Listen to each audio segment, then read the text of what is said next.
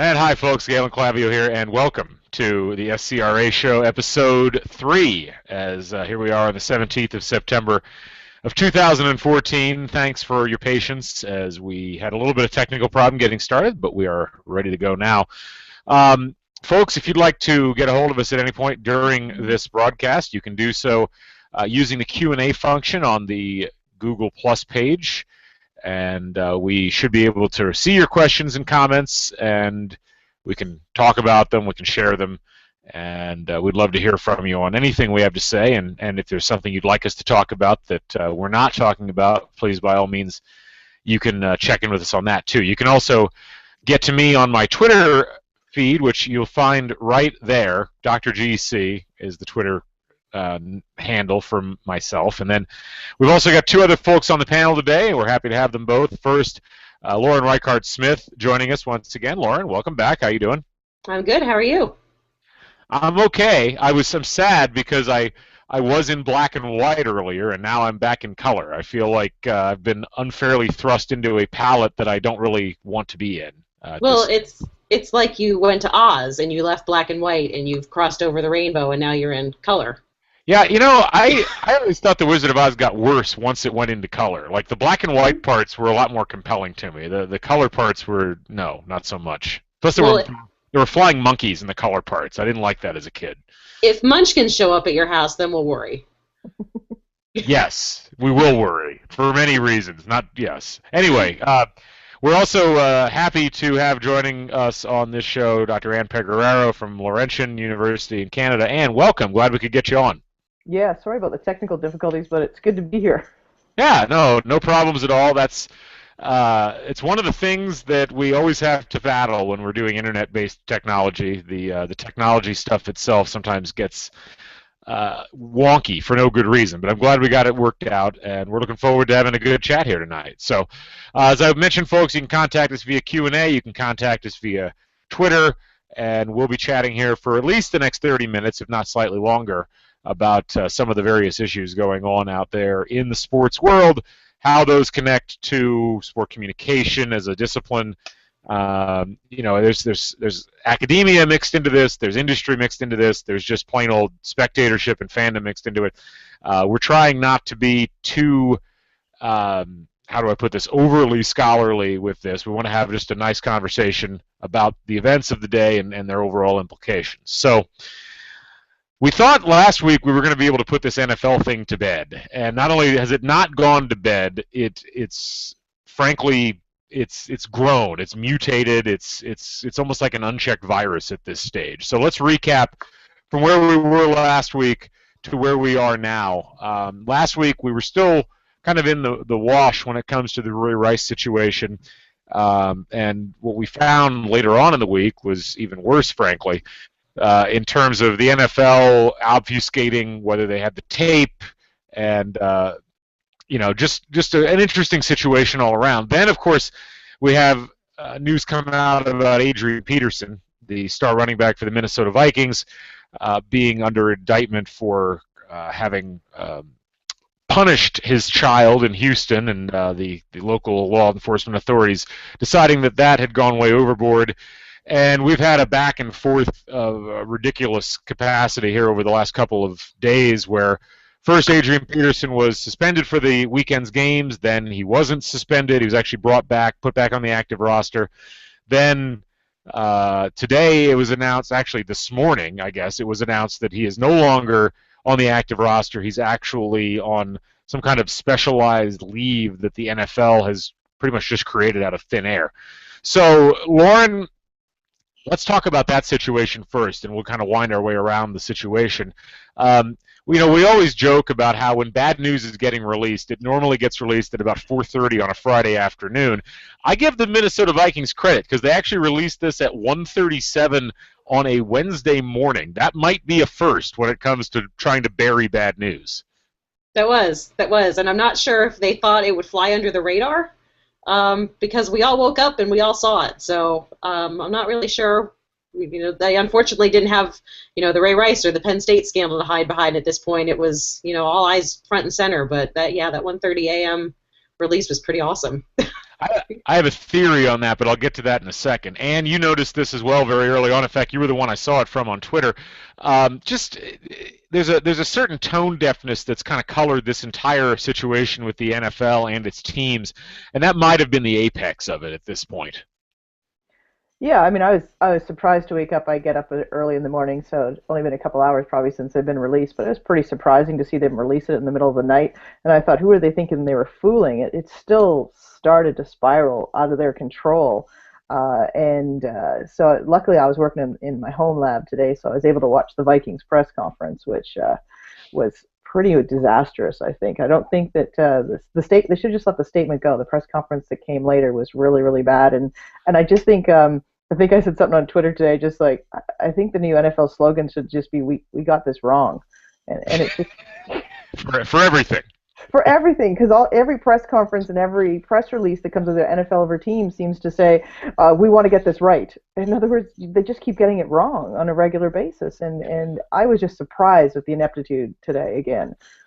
Well, it's really remarkable to me. And by the way, David Patterson is watching, and he wanted to make a comment that he really thought your headphones were killer, Ann. So congratulations on that. Those are some very nice headphones. But if you read the story regarding this Vikings press conference from today, the language in it really does what the NFL has done really over the past week with all of these situations, not just the Peterson situation, but it basically treats the public and the media like they're a bunch of idiots who aren't paying attention to anything. I mean, if you read the language, the quotes Ziggy Wolf, the owner of the Vikings and a fine, upstanding, law-abiding individual on his own, quote, "We made a mistake and we need to get this right. It's important to always listen to our fans, the community, and our sponsors." And but then later on in the press conference, the Vikings were asked whether they made this change of decision, because originally they had decided to reinstate Peterson. They were asked if they changed their decision based upon pressure from sponsors, and they said, absolutely not. We hear their input, but in the end, we as ownership, we as a franchise, we have to make sure the team was moving in the right direction, and in the end, we felt this was the right decision. So we made a mistake, and we're doing the right thing. And, it's just, I don't know, it's fascinating that they go into a press conference feeling like that explanation, that despite very publicly being dropped by Radisson, despite other sponsors expressing their disdain for the situation, and despite the fact that they came out and very strongly yesterday or 2 days ago in the press conference said, we're going to let due process play out, we're not going to be pressured into subverting the legal system, basically, that they really believe that people are going to buy this idea that they made this decision of their own accord. I mean, it doesn't baffle me that the Vikings would approach it like this, but it baffles me that they would think that anybody would buy that line of reasoning. Lauren, let me start with you on that. Ask the question again. No, just the idea that the Vikings or the NFL as a whole really thinks that people, I'm assuming they're doing these press conferences thinking that people are actually going to believe what they're saying regarding their reasoning. So why do you think that they believe that? I mean, do they really think that everybody's not paying attention? No, I think they're paying attention, but what are they going to say? Or do you think they're honestly going to come out and say, you're right, you know what, Radisson, you hold their sponsorship and we want their money and that's why we're doing this? Of course they're not going to say that. Really all they have to do, the only strategy they have at this point that makes sense is to be able to fall back and say, oops, my bad, we made a mistake, I'm sorry, please forgive us. Really. Yeah. I don't know, but Ann, it does seem like to a certain degree they're rewriting their own perspective every time they take the microphone, and I mean this is very classically public relations, from the standpoint of constantly acting like whatever message you've put out there immediately erases the previous message that existed, but it seems like, for a change at least, the media seem to be calling on them a little bit more, and if it's not the media, then definitely the social media crowd that's following these stories. Well, I thought today when I watched it, that definitely they were on a message. So was, I think somebody said it was 22 times they said we want to get it right. Right. So everybody stayed on message. I don't know if you did see the clip. There's a clip where a reporter who's pressing them, and I did think the reporters did press them on both the sponsor issue, and then there was a question saying, are you and the organization going to apologize to the child and the mother? And you watch the owner just sort of go into silence. He doesn't know what to say. And it was really, and then he just goes right back to, well, we, again, as an organization, we wanted to get this right, and he doesn't even acknowledge that question. And it was so, I think after that, the rest of the journalists in the rooms just didn't let them off the hook and kept going at them. And I didn't think that the press conference achieved anything for the Vikings. I think it made them look worse. Yeah, well, and that seems to be the theme of almost all of these media appearances that the NFL's made. I mean, not just this Vikings press conference, but the first Vikings press conference, the Goodell appearance on CBS last week with Norah O'Donnell.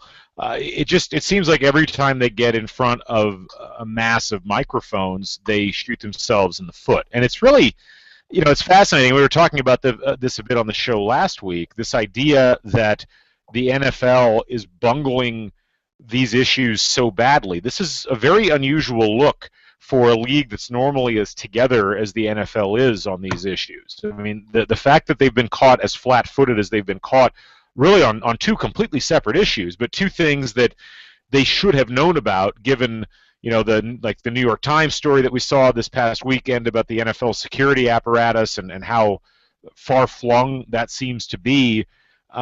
What's your explanation, Ann? Let me start with you on this. Why do you think the NFL and its teams have appeared so out of touch and so flat-footed, I guess, for lack of a better term, in responding to this stuff in the media? I think it's because they're not prepared because they've been invincible for so long. They've been able to put out any message or talk about any story, I think, in a way they want to. And we're still watching their games, and we're still going to the games, and we're still buying their merchandise. I don't think they are prepared to actually think this was a crisis. I think when it first started, they didn't think this would happen. It was like one little story, we'll handle it the way we normally handle it, everybody will buy what we say, and we'll move on. And I don't think they had an idea that it would spiral the way it was, or that social media and what people were saying would actually put this kind of pressure on them. But again, I think they kept handling it the same way until we started to see the sponsors. I think when the sponsors, there was the public statement by Anheuser-Busch, the Radisson was sort of a small play with the Vikings. We've had something come out from CoverGirl, from I think Pepsi made a statement today. So that's when they started to actually, I think, probably start to get better at it, but I really think it stems from the fact that they've been the most invincible league out there and felt they probably didn't need to pay attention to these issues the same way that other leagues would have to. Lauren, what's your thoughts on this? I have two thoughts. We talked a little bit last week about how the NFL is a great PR machine. We were talking about that in relation to Ray Rice. How would they recover? Well, they're a great PR machine. They'll be able to recover. And if they are a great PR machine, sure, they are. But what they're demonstrating here is that they have zero competence when it comes to crisis communication. That whoever is in charge of their crisis comm has failed, and they failed miserably. And, the NFL has seen crises in the past. We saw Michael Vick. We saw other crises on a smaller scale. Plaxico Burress shooting himself in the foot, could have had the potential to blow up more than it did. You look like you don't remember that. Plaxico Burress of the Giants when he shot himself in the foot. I think it was his leg and not his foot. But anyway, go on. The point being, he still shot himself when he was, and left, did jail time and all of that. Right. The crisis that they faced. I'm just thinking, how do you have this machine, this network, and how do you not sit down with your crisis people in a room and lay out every possible bad scenario that could happen? I mean, this is realistic that this could happen, and the fact that they seem so unprepared tells me that their crisis team failed. The other thing that I think changes is that, the landscape has changed, and we have social media now. We didn't have Twitter and Facebook and all of this when Michael Vick had his dogfighting ring, and, users didn't have the voice that they do now. But now they do, and they're essentially calling BS on all of this, and it's forcing them into a new corner. And I wanted to get to that. There was a really interesting article that was written by Will Leach of Sports on Earth and of formerly of Deadspin, and I'm going to read a passage from it here. You should read the whole thing because it's fascinating. he was talking a little bit about Anheuser-Busch and Radisson and Nike being supposedly offended, and so I'll join the piece there. Mocking these corporations for their opportunistic outrage is ultimately pointless. Capitalism is apolitical and amoral by nature. Blasting the NFL and the Vikings and Nike and Anheuser-Busch for not caring about child abuse until they had no choice but to care about child abuse might feel personally satisfying, but it's beside the point. The point is this: you made them do this. Every single aspect of both the Ray Rice and Adrian Peterson incidents has been driven not by the NFL or the sponsors or team executives. It has been driven by you.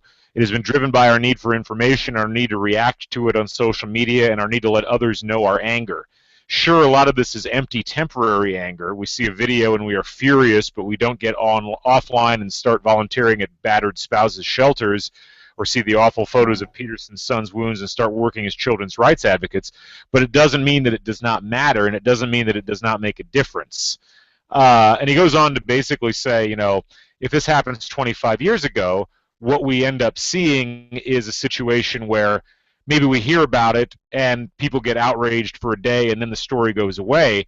But in this case, and in the Ray Rice case, once it entered the social media sphere, it took on kind of a life of its own that went into almost hyper orbit, and the people who end up operating as opinion leaders, if we want to go back and use a little two-step flow theory here, those people who are almost disproportionately in the media end up talking about the story, getting opinions from other people who are talking about the story, and that ends up driving public opinion as much as anything else. And I think it's a key point, and it's something that the NFL and its admirably efficient public relations machine that has seen it through so many challenges over the course of time, it's something that they just frankly have not anticipated. And it's funny in a way. It's not funny like ha-ha funny, but it's remarkable that they didn't see something like this coming, because it has happened to so many other sports entities over the last 5 years.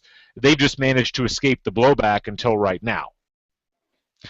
We had some comments from some listeners. Molly Yanity is out there in the audience, and I'm going to put that question up. Hopefully you folks can see it here in the chat. Hold on. I don't think I can get it to pop up, but I'll go ahead and read the question from Molly. There it is. I don't think the Minnesota management think people are stupid, but I think they feel they still have people wrapped around their fingers, and they may, the state and the city providing $500 million for the stadium, sell out crowds for a highest rated Thursday night game, et cetera, et cetera. And I think that's a valid point. And I don't even think the two are necessarily mutually exclusive, Molly, and I'd be curious to see what Lauren thinks about this.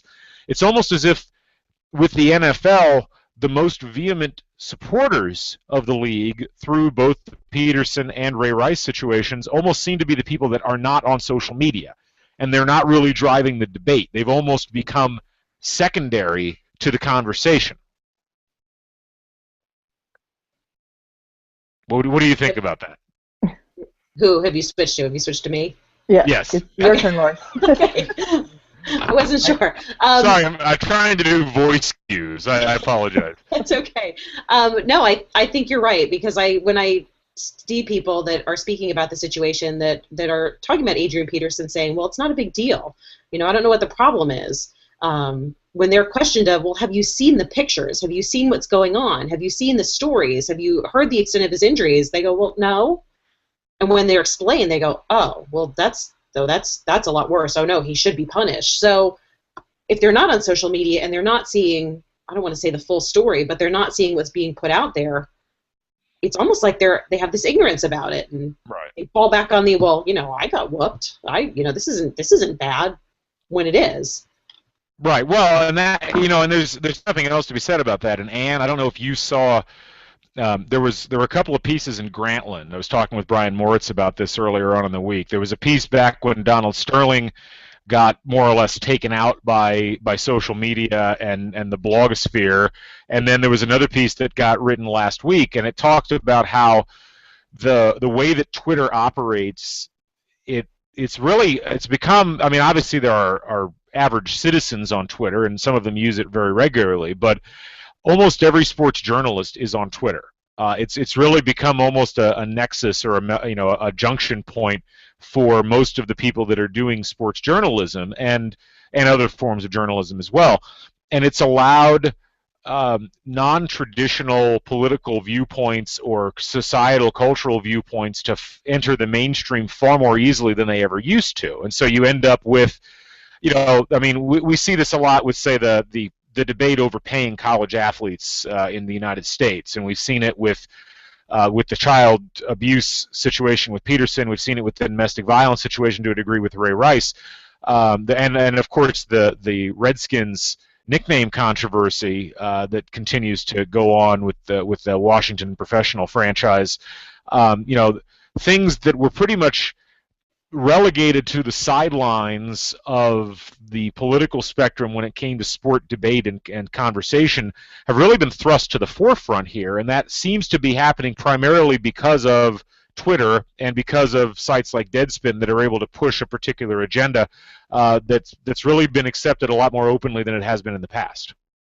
Well, I think that I'd add TMZ in there too. I think TMZ has changed people's consumption of fringe stories and then turning them into mainstream stories a lot in the last little while. I think the point you make about everybody having a voice and a lot of these journalists, if you look at the NFL machine, it has these massive broadcasting arrangements with CBS, with ESPN, et cetera, which sort of mutes some of the people that work for those organizations because of the multi-billion-dollar deals that they have. So if we don't have the other journalists who are on Twitter picking up the story, I think we'd have a very different view of what happened if we only were getting an ESPN or CBS Sports point of view. What we have now is other individuals who are out there who aren't part of the media machine that the NFL has built, and they kept the story spiraling. Without them, I think, and maybe this is one of the reasons why the NFL wasn't so good at responding, because they thought they had controlled it. They own the media, they have their own network, they have all these other deals. Maybe they thought they had it under control and they wouldn't face it the same way. We saw backlash against some of the NFL sort of related reporters like Peter King from Sports Illustrated, where everybody thought, he had to backtrack on, and he was defending the NFL in the Ray Rice situation. He's got a huge deal between his magazine and what he gets from NFL, and the same with some of the ESPN. So I think if we didn't have Deadspin or some of the other places, we wouldn't have had the same ability to keep the story going. So, Lauren, let me ask you, given that premise, have we seen the sunset of agenda setting as an effective communication theory? I don't think we've seen the sunset on it, but I think we're seeing the birth of what needs to be a new theory. I think the media is always going to be there. I think the media is still going to try and set the agenda, and I think in some instances it will be successful. But when you have the public coming in, or other, I don't want to say other media outlets, because clearly agenda setting says the media will set the agenda, but when the viewing public comes in and says, no, this is what's important, well, that's the public, that's not the media. So if the media, they're setting the agenda. Well, but it's, and I get, you're right, but it's not. And this is where I think this is where it's interesting to me. And for those who aren't, from assuming everybody watching this is familiar with agenda setting, but if you happen to be joining us sometime in the future and you're watching this and you're not familiar with what agenda setting is, the Cliff Notes version is it's a theory that states that the media doesn't tell people directly what to think, but it does tell them what to think about. So basically, it draws a box around the items that it thinks are important and talks about those items, and therefore everybody else thinks that those items are important because that's what's being talked about. This function of Twitter has allowed other items to enter into that list of things that are getting talked about. And in fact, we've seen in the past, whether it's Deadspin forcing ESPN's hand on the Ben Roethlisberger situation with the NFL, or TMZ forcing the NBA's hand with Donald Sterling, forcing the hand with Ray Rice. You see these, kind of external media presences spurring different agendas on, and so there's a loss of control from the centralized media like ESPN, like Sports Illustrated. And that's where I think with Twitter, and this is where I end up getting a little bit uncertain about how to proceed with this. It's not necessarily the public that's changing the way that we view things on Twitter. It's, you can see stories come from the public, like the Jameis Winston story from yesterday that some of you perhaps saw, where Winston ended up getting suspended for the first half of the upcoming game versus Clemson for some less than intelligently selected words on campus.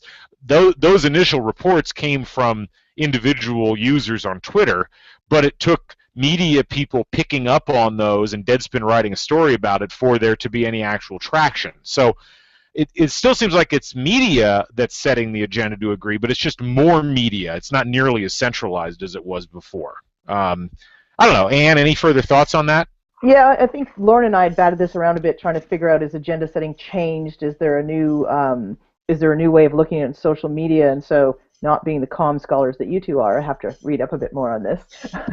and in doing that, I thought, it came up with this concept that a couple of people had looked at recently called agenda building, where there's sort of reciprocity between the media and the public in setting the agenda. It starts from the media, but there's so much participation from the public through social media or the internet that it becomes this sort of reciprocal relationship in moving the story and keeping the agenda moving in a certain direction. So it's not 100% just media. I think in this situation, if we hadn't been outraged by the video, which I can't imagine not happening, would the story have died? Would we believe the story that the NFL had never seen it? And would it just have sort of trickled away? But everybody got involved and kept spinning and spinning, and you saw related hashtags start, why I stayed, why I left, which were about domestic violence, which sort of was a whole different agenda that came out of the discussion. It wasn't just about the NFL and its inability to handle its players. It became this whole other set of stories that came out related to it that had to deal with people talking about domestic violence and surviving it. So I do think there's sort of a change, as opposed to media is not setting it alone and not telling us what to think. We start to listen to them, but together with the continual pressure from media, we're changing it. And so, maybe that's what we have an influence in social media to be able to do that, and who knows if it'll change policy or change how we think, but I do believe now you see organizations bending to us as the public. Laura, any further thoughts on that? No, I would agree with that. I think also, we may have to I don't remember what year agenda setting started, but, we may have to. In when? Yeah. 1972. 72. That's what Wikipedia told me. let's look at what the media was in 1972 versus what the media is today. And if we're still using agenda setting, we may need to redefine what the media is.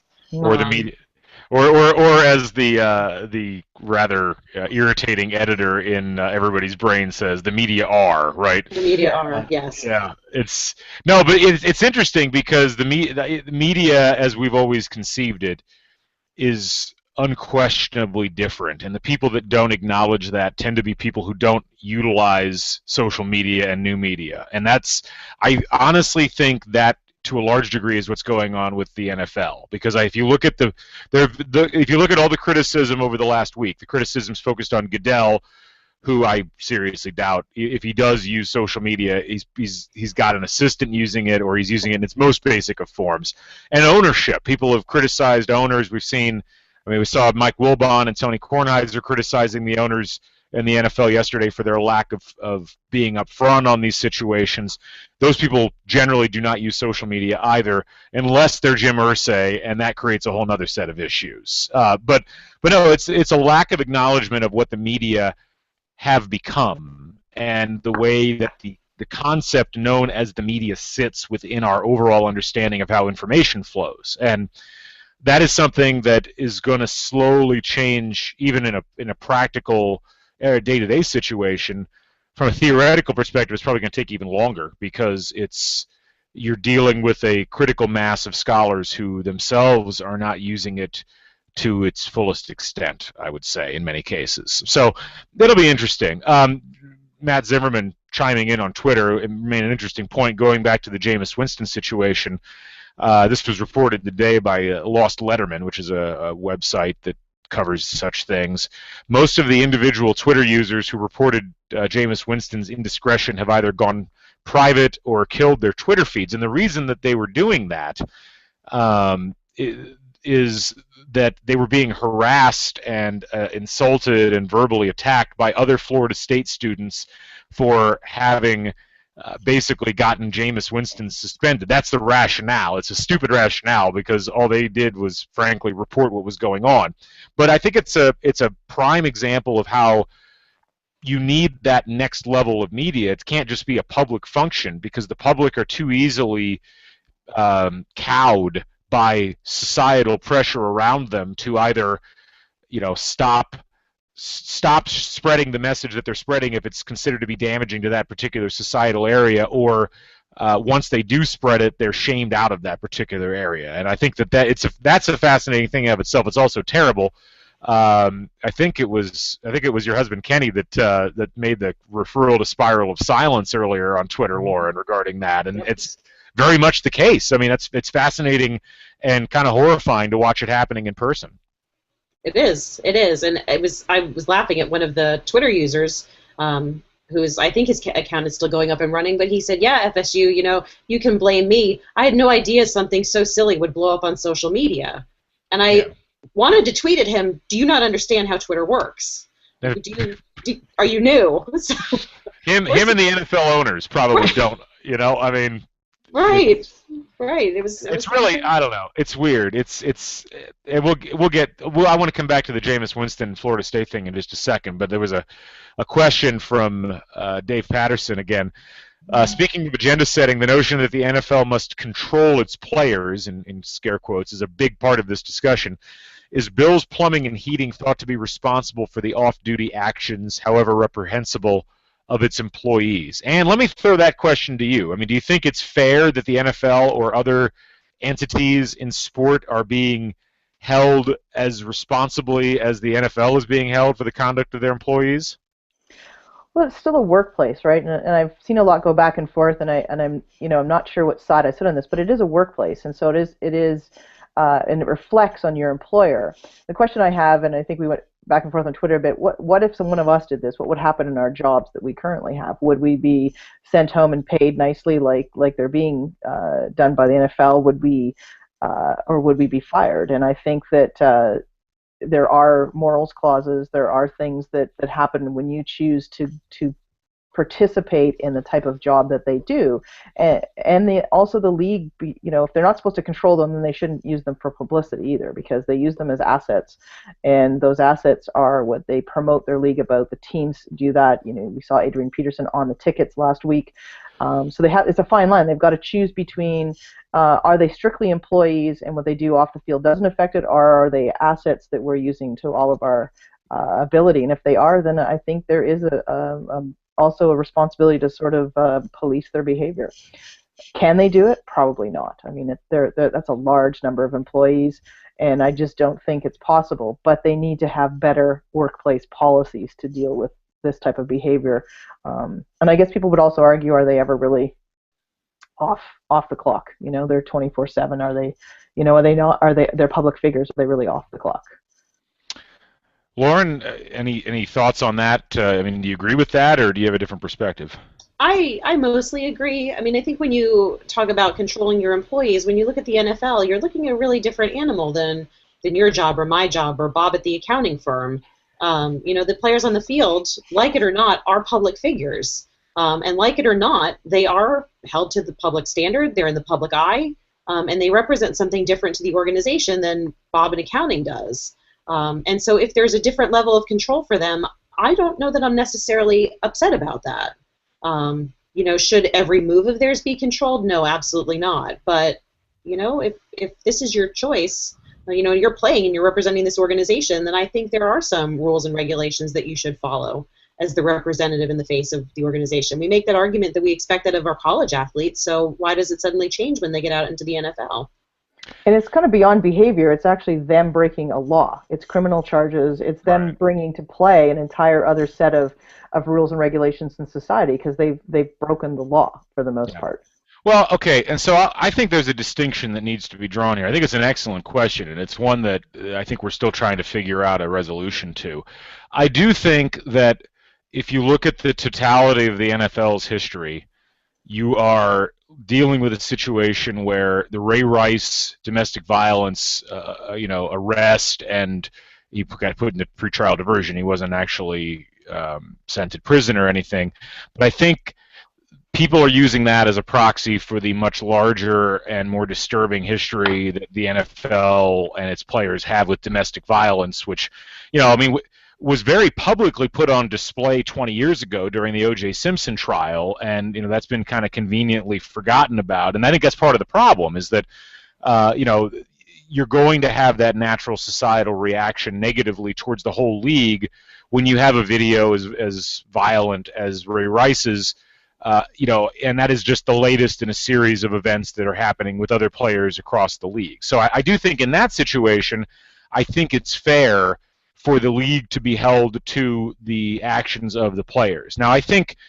in other situations, like let's take Paul George's rather unfortunate and poorly thought out tweets from a couple of days ago regarding the Ray Rice situation, where he basically more or less sided with Rice and talked about how, well, you can go back and read the tweets yourself. They're saved on several websites. It was not a good look for Paul George, but I don't think people looked at the Indiana Pacers and said, "Oh, there's the Pacers go, there they go again. They hate women and all of this." No, I think George himself was held accountable for it.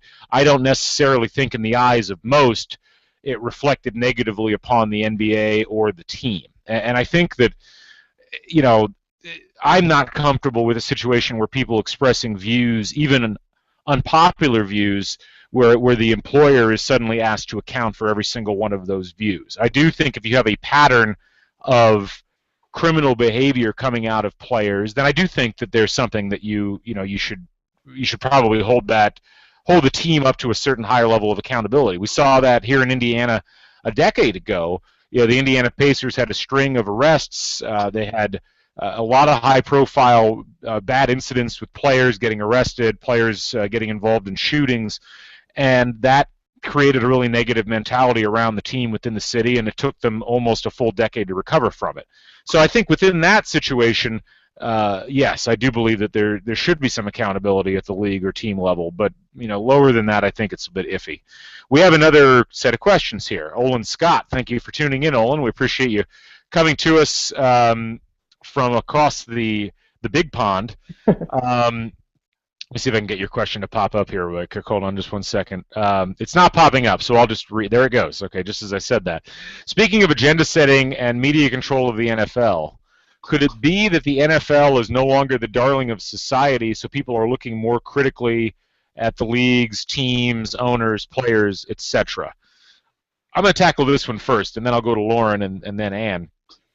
I don't think that that's an outlandish thought, Olin. I think that the veneer of invincibility that football and the NFL in particular have enjoyed over the past couple of decades is cracked a bit, and I think that there's a lot of things that factor into that. I think that the ongoing controversy regarding concussions and CTE and some of the other medical issues that surround the game within a lot of middle and upper middle class families in the U.S., I think they still enjoy the game, but there is a bit of guilt going on behind their minds, not just in terms of, gosh, these guys that I'm watching are probably going to have medical problems as they get older as a result of playing, but also this idea that, well, okay, I like watching this, but I don't really want my kid playing in it. And I do think that chips away at the overall popularity of the sport. And I think, obviously, with some of the incidents that have occurred here over the past couple of years in terms of discipline and arrest issues and things of that nature, I don't think it's out of the realm of possibility that has created a situation where the NFL is a little bit vulnerable. As far as whether that affects the media agenda, though, I'm not sure, because ratings are still very high. That's still the most bankable television property out there. The president of CBS said that almost verbatim today. And that's something that ESPN is conscious of, NBC, CBS, Fox, they're all conscious of that. So they still have a vested interest, I think, in protecting that agenda and allowing the NFL to dictate how they want to be portrayed. But I think that there are other forces, Twitter, the collective kind of left-of-center mentality of some of the journalists on Twitter, Deadspin, as we mentioned earlier, a couple of other sources. I do think that their voices they're being given more credence, in large part because more and more people, at least in the media, look upon the NFL not as this shining beacon of sport on the hill, but rather as a very dangerous sport that probably is doing more damage to its participants than good to its observers. So that would be my answer to that. Lauren, let me kick it over to you. Can you read the question one more time, because it did not pop up so I could see it? Yeah, it said basically, speaking of agenda setting and media control of the NFL, could it be that the NFL is no longer the darling of society, so people are looking more critically at the league and its teams and owners and players? Absolutely. Even before all this, the Ray Rice and the Adrian Peterson, I heard a lot of people saying, I'm not watching the NFL anymore, maybe because of the concussion issues and, because of what came to light of what the players were facing. How that translated to ratings and sponsorship dollars and all of that for the NFL, I don't know, because that's a recent phenomenon this year. But I think right now, there's, like you said, there's an absolute vulnerability, protecting their interests. And I think that's why we saw the flip with the Adrian Peterson. The Vikings can say they want to do the right thing all they want, and you can call me cynical all day long, because I truly think that was a dollar decision. They're looking at dollars. So I think both decisions were both decisions were dollar decisions. One, to reinstate them because they're building a new stadium and they need to win and they need that attention. And then when they started losing sponsors, they had to reverse. So both, I think, dollars were related. I think in the same vein, for me, I think the greed of the NFL is maybe getting to people. The size of the league and the money that it makes, and the fact that Goodell's salary is $44 million a year, I think a lot of that contributes to the backlash. We understand professional sports and that they are money-making machines, and this is what I talk about in my class on a regular basis. But I think that I think someone said on Twitter today that I read how Mark Cuban had said that the NFL was ripe for a fall, I think about a year ago, and now they're saying people thought he was arrogant when he said that and he didn't know what he was talking about. And here we are 12 months later when we actually start to see the chinks in the armor, and it actually looks like they're teetering more than they ever have before. And his proposition was that people would get upset with the greed, and I think the greed on many levels, not just the money they make off of us as fans or of broadcast, but the fact that they're not paying for the alumni from the league who have CTE, and they're fighting those battles on those lawsuits, and so they don't look like a social responsible group right now, and right. I think that's hurting them. One last thing on this before we move off of it, and it was actually this was brought to my attention, or reminded at least of this by Annalie Schmittel from Florida. Thanks again for watching. But she was asking if we were going to talk about the Brandon Marshall versus ESPN situation, which I don't know if any of you saw this, but yesterday there was a profile on E60, which is ESPN's kind of it's their version of 60 Minutes, I guess, where they did this big personality profile on Brandon Marshall. And one of the things that they highlighted was, the accusation against him of domestic abuse on more than one occasion, I think like 12 times, among many other things. And if you know Brandon Marshall's background and history, I mean, he's had problems with mental illness, and he's struggled with some demons, I guess, for lack of a better term, and he's much better now. It's interesting, though, because he was very upset with what was, for all intents and purposes, a pretty kindly profile to him, because he said that ESPN completely misrepresented what they were doing, the questions they were asking, how the piece was going to be used, that basically, how the whole situation was portrayed to him was very different from how it actually turned out. And, if you look at it, if you look at the piece, it almost looked like it was being used by ESPN as a demonstration of a redemptive quality of the NFL to a certain degree, and how this this individual could be resuscitated, or I guess for lack of a better term, and come back from these sorts of issues. I guess it depends on how conspiratorially minded you want to put it, but it's interesting because throughout all of the controversy over the last 2 weeks on ESPN especially, I feel like we've seen time and time again ESPN going out of their way to try to cast the league in a positive light. They'll do a segment that could be perceived as negative, and they'll always start off with somebody saying, well, I have no question about the integrity of Roger Goodell, or I think the NFL is still doing great things. And even on the website, you've seen those sorts of stories pop up on a regular basis. It's interesting because as much as we talk about agenda setting and the way that the NFL has tried to steer that, ESPN, either as a direct, kind of hidden hand of the NFL, or just indirectly trying to protect their investment, seems to be doing a huge amount of image control and image repair on the part of the NFL themselves. So we had a couple other questions here. Another one from Olin. Follow-up question, is the NFL vulnerable in its popularity in the short or long term in terms of sponsors, ratings, participation? And if yes, what sport are they vulnerable to? Anne, let me start with you. You don't need a long answer here necessarily. Yeah, Do you think they're vulnerable?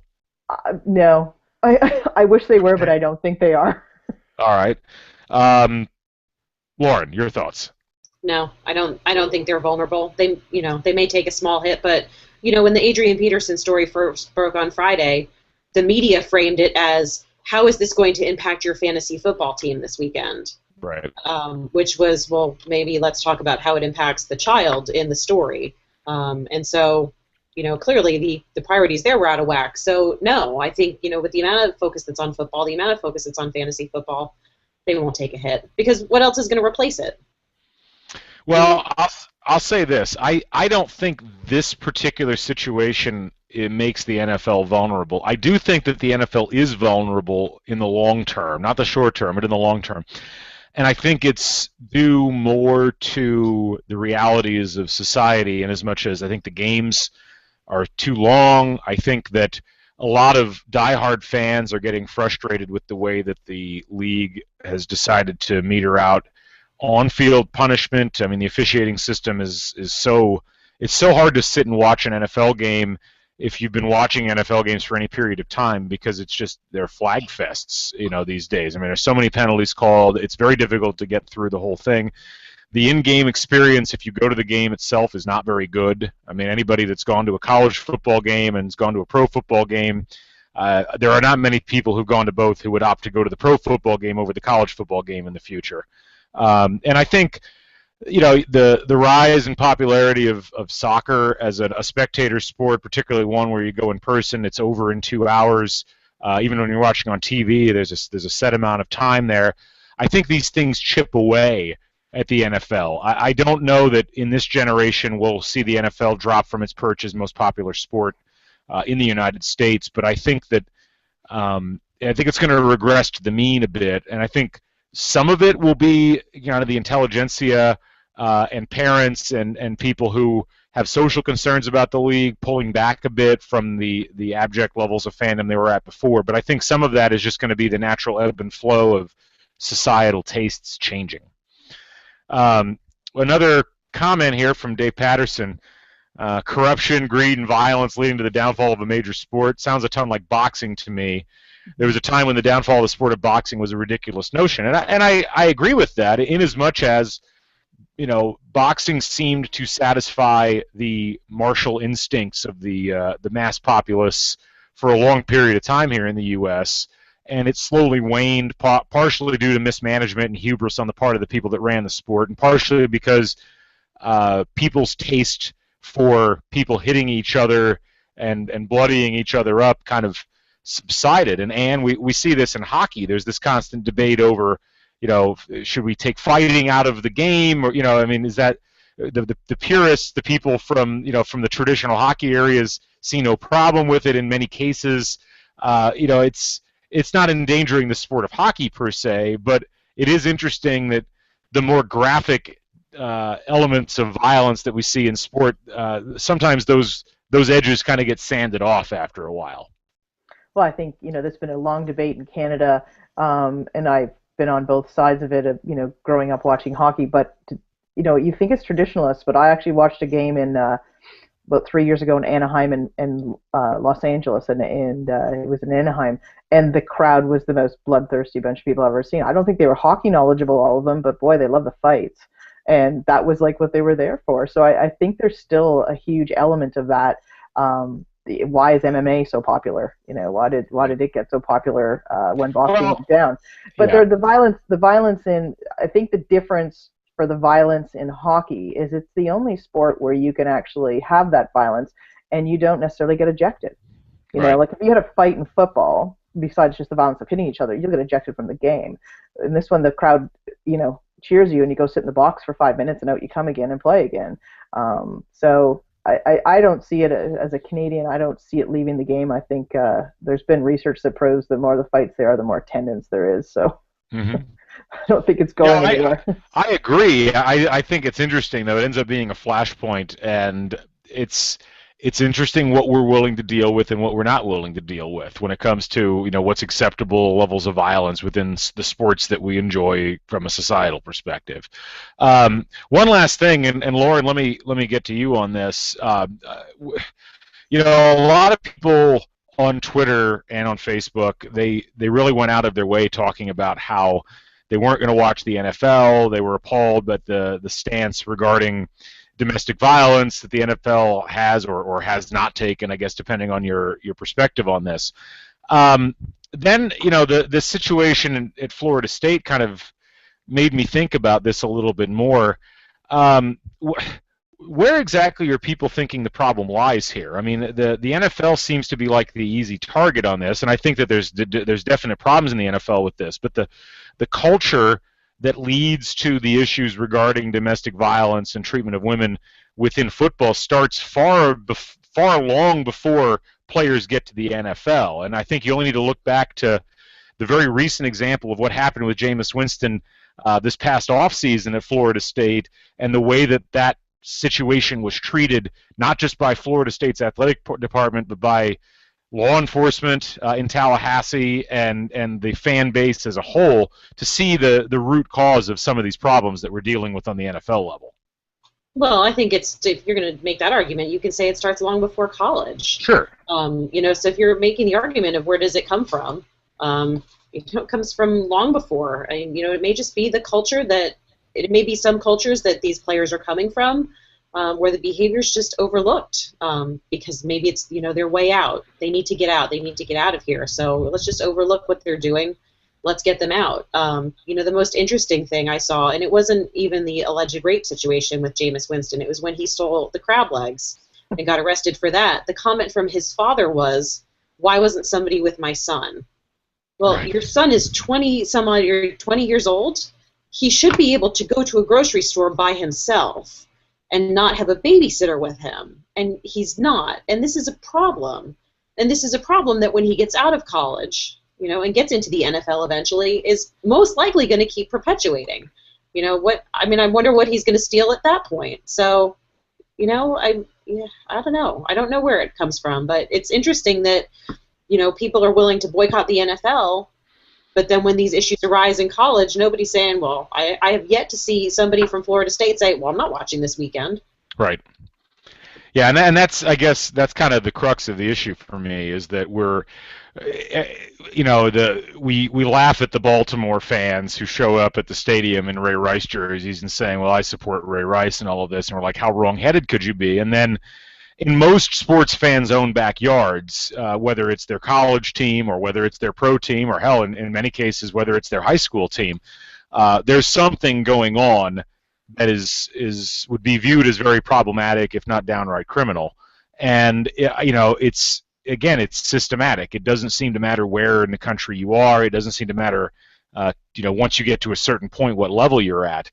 And I'm not saying that the Baltimore fans are correct, but I am saying that the people who felt like it was a great opportunity to grandstand on the issue of how the NFL was handling this situation probably should take a step back and look a little bit closer to home first and see what's going on there. Because as that Will Leach article put it, if you're really serious about not liking this stuff and wanting there to be changes in the way things are done, expressing outrage on Twitter about something that's happening to a faceless corporate monolith like the NFL really isn't going to change anything at all. So if you're really interested in change, there's probably more effective ways of going about it. So anyway, we're almost at the hour mark, and this show originally was supposed to be 30 minutes. So thanks for hanging in there, folks. We appreciate it. Ann, any final thoughts from you before we go? No, I just want to say that for me, it's been a fabulous sort of 10 days of watching this unfold.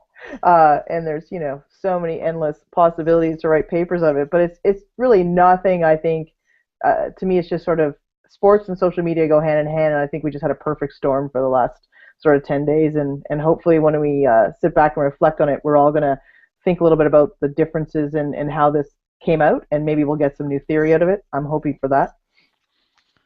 That would be nice. I would be all for that. And I think it's a conversation that's going to continue. I mean, even though the main elements of the story might die down here over the next couple of weeks in terms of Rice and Peterson, or Jameis Winston for that matter, I think the larger issues remain. Lauren, final thoughts from you. It's definitely an interesting time. It'll be interesting to see how, I said last week, it'll be interesting to see how this plays out, and then it, continued to play out and, arguably blow up even more. So I don't know if, we can handle another week of let's take a break. Hopefully everybody can behave this weekend and everything will calm down, but or at least for a week. If not, though, we'll have another great week next week on the show. Yeah, well, we never run out of things to talk about because in this particular time and place, the juncture of all these things, I think is just going to continue to be fascinating. It's going to be something that's certainly not going to die down anytime soon. But anyway, I'd like to thank both of you for joining me. You both are excellent, and I love chatting with you. So hopefully we get to do this again soon.